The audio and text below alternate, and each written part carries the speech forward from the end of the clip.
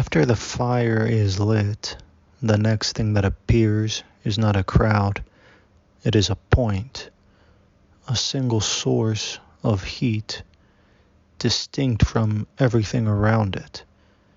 This is the node.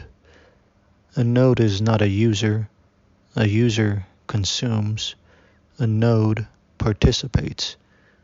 A node can receive, and a node can refuse. This distinction matters more than people realize. Modern systems confuse connection with entanglement. They assume that to belong is to merge, to surrender edges, to become dependent. Bitcoin does the opposite. It sharpens edges first. It teaches separability. A sovereign individual is not isolated. They are defined. We are defined. They can stand alone without collapsing, without permission, without supervision. And only then can they connect cleanly. This is the paradox most systems never solve. Trust does not come from closeness. It comes from exit. If you cannot leave, your participation is coerced. If you cannot refuse, your agreement is meaningless.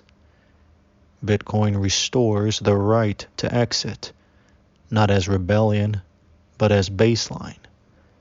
Every node enforces the same rules, not because they trust each other, but because they don't have to. We don't have to.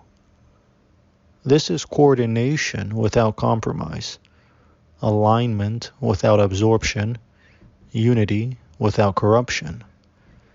A crowd moves together because it cannot separate. A network coordinates because it can. This is why sovereign individuals cooperate better than dependent ones. They do not cling, they do not submit, they do not dilute themselves for acceptance. They connect by choice. We connect by choice.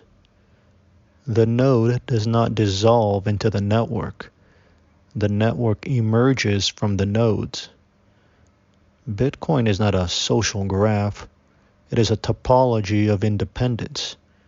And this is why it scales without leaders, without central planning, without ideology.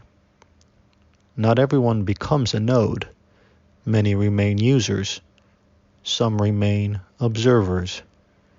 But those who become nodes recognize each other instantly, not by signals, but by structure.